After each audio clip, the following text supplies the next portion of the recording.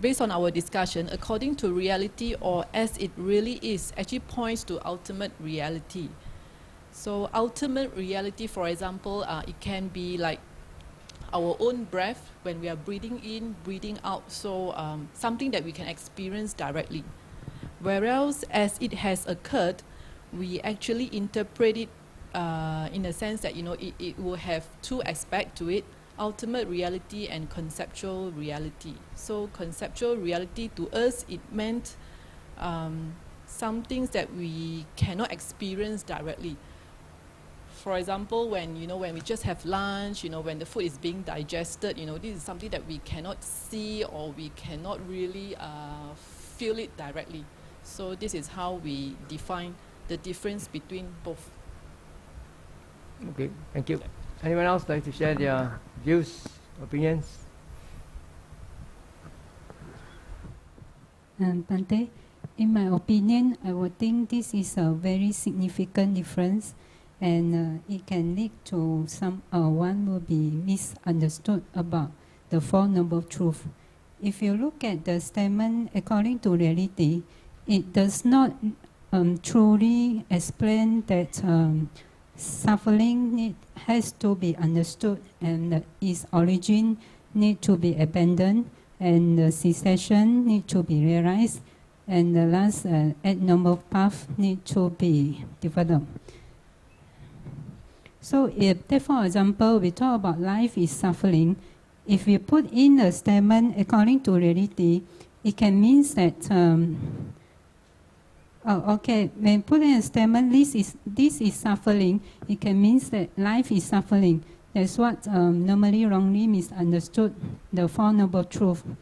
But if we put in a statement as it has occurred, it truly point up to the understanding that suffering has to be understood. Experience maybe. Yeah, it has to be experienced and needs to be understood. Otherwise, it sounds like this is suffering, sounds like life is suffering. So it's quite a significant difference. Thank you. Anyone else? Thank you. Yes. The outcome of our discussion is basically reality. Everyone's understanding of reality is different. It's kind of like a perception. So, and it's not really changing all the time when it comes to perception. It's fixed. What is fixed? Reality is fixed. No, the perception of reality. Perception of reality is fixed. That's what we think is static. It's static. Perception is static. Yeah, that's what we think. But reality is not. The perception of reality is fixed. And reality? Reality is not. They're not fixed. Okay. That's why the difference when it comes to it has occurred is something that is according to what actually happens. And what actually happens is always changing due to the conditions. So, yeah, that's our discussion from Group 8. Okay, thank you. Anyone else? Our group discussion, in the beginning also... Please hold the mic nearer. Yes. In the beginning also, we think that it has two different meanings. But at the end, after Bhante Kumara come and guide us, basically it's no difference. Because... So is that your decision or Bhante Kumara's decision? No. After we digest it, we investigate it. Because to be able to be stated as reality means it's already occurred. The fact, when we say that in reality Malaysia independent, it's already occurred, then we can say reality. Things that have not occurred cannot be classified as reality. Okay. Thank you. Okay, someone else, I think. Yeah, Kaki. In our group discussion just now, we try to replace the sentence, according to reality as it is and it has occurred, to the text, page number 80. Here, amongst know as it has occurred, this is suffering, okay? Then we replace it, amongst knows according to reality, this is suffering, and we change a monk knows as it really is, this is suffering. So if we change the words, then we feel it's quite different, because you say a monk know as according to reality, because the monks hasn't understood what is reality. You know, we may not know what is reality, so it's like it cannot point to the subject of investigation. If we say as it has occurred, that time I may not know whether this is suffering or this is not suffering, but I have the curiosity to investigate more whether this is suffering or not. So this is my understanding. When you use the word as it has occurred, mean it pointed the meditator to investigate the phenomena, whether what the Buddha said is true or not, whether this is truly suffering or this is not suffering. So if we use the word as it has occurred, it gives more freedom and objective to the meditator to investigate more and whether this is suffering or not, rather than just hear, oh, this is suffering, this is what. But the understanding is not there. You just merely repeat what the Buddha has said. It doesn't really mean that you have understood it correctly. But if you say it as it has occurred, the Buddha, then we actually investigate more what is had already happened, and we want to see whether there is suffering or not. Okay. Just now, during our discussion, we remembered that you had given an example of it comprising of two aspects, both conceptual as well as ultimate reality. And we were scratching our heads. We couldn't figure out where. You know, we were going through the book. We couldn't find out where. And then suddenly it just clicked. And I don't know whether my sati is correct or not.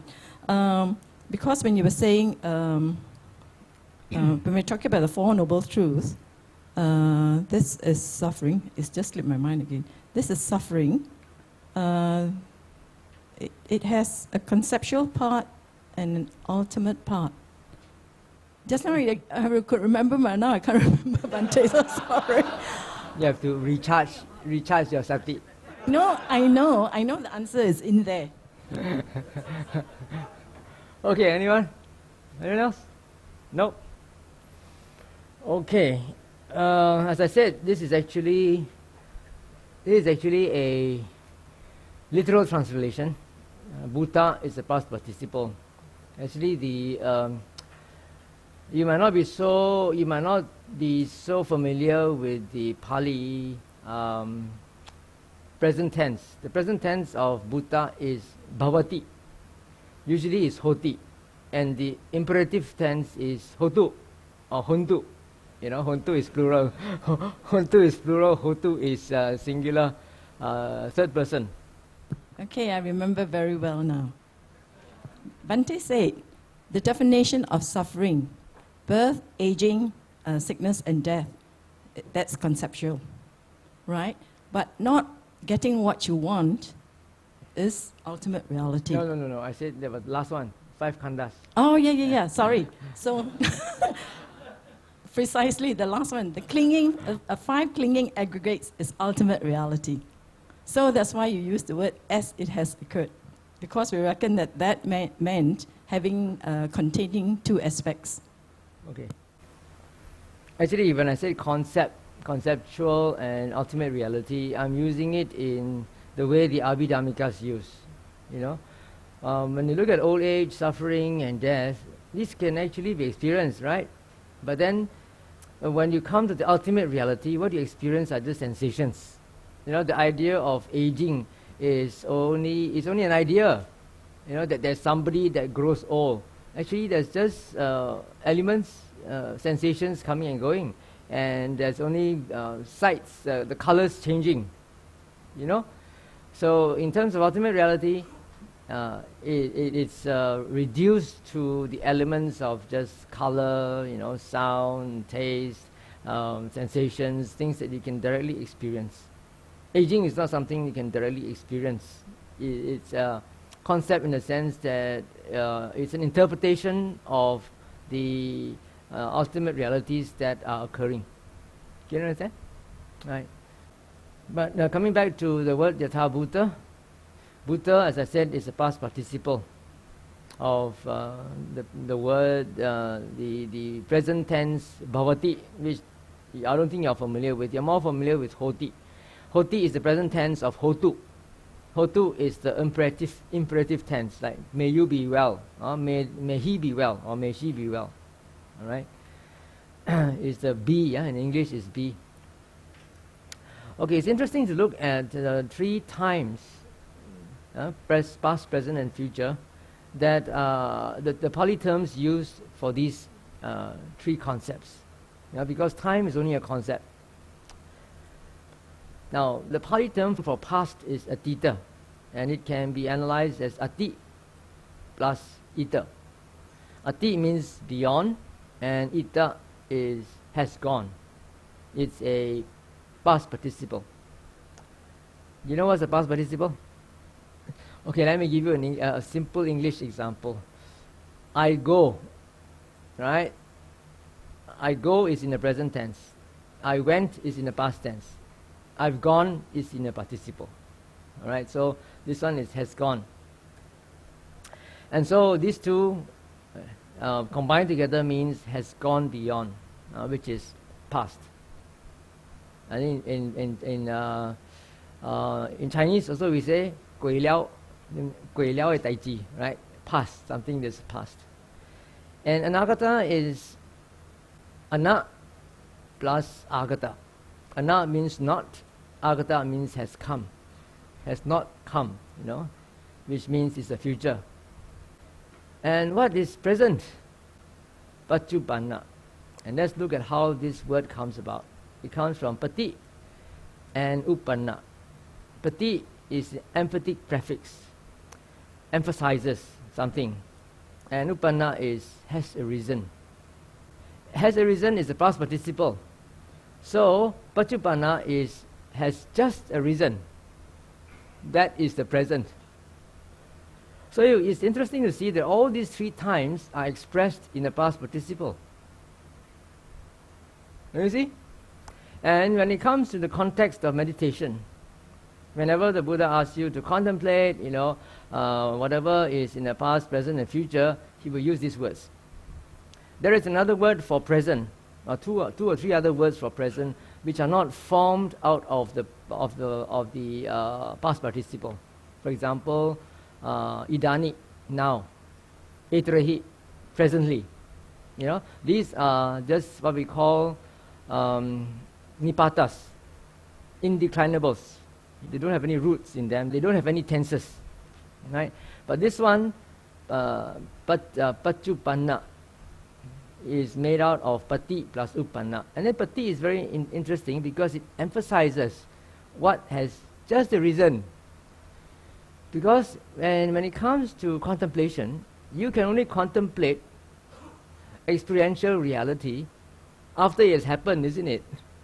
As I said before, the mind door cannot contemplate itself unless it has already happened. You're angry first, and then you know that you're angry. You start wondering and thinking about things first, and then you know that you're wondering and thinking. Right? That's the mind door itself. And then whatever happens at the sense doors, you see first with the eye consciousness, and then the mind consciousness notices the act of seeing.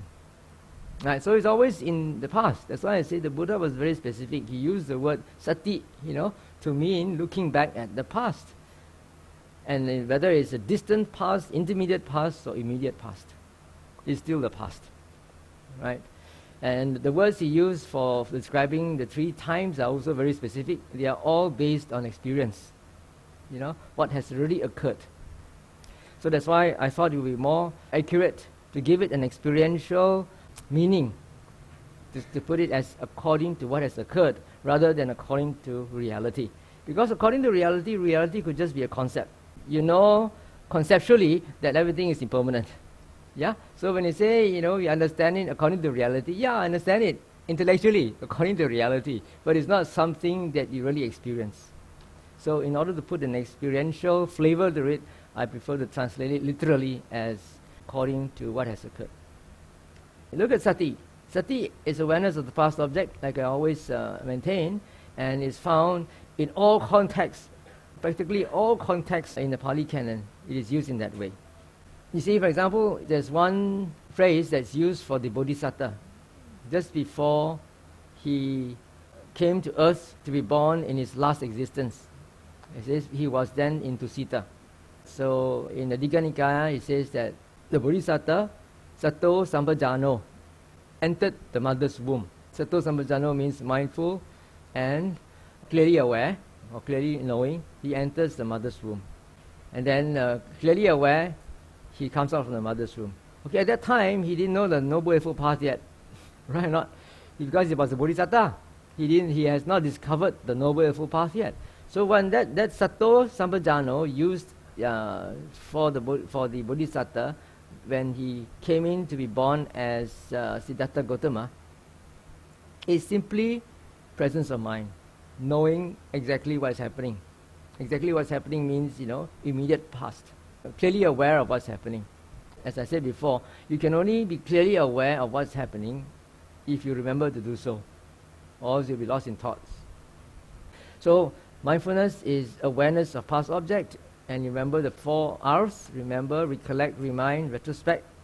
While collecting information and listening to instructions, recollecting the information that you had collected and the teacher's instructions, reminding yourself to practice the information collected and the teacher's instructions, and looking back at how the mind relates to the 6 senses. Before we go on, any questions or any comments before we go on?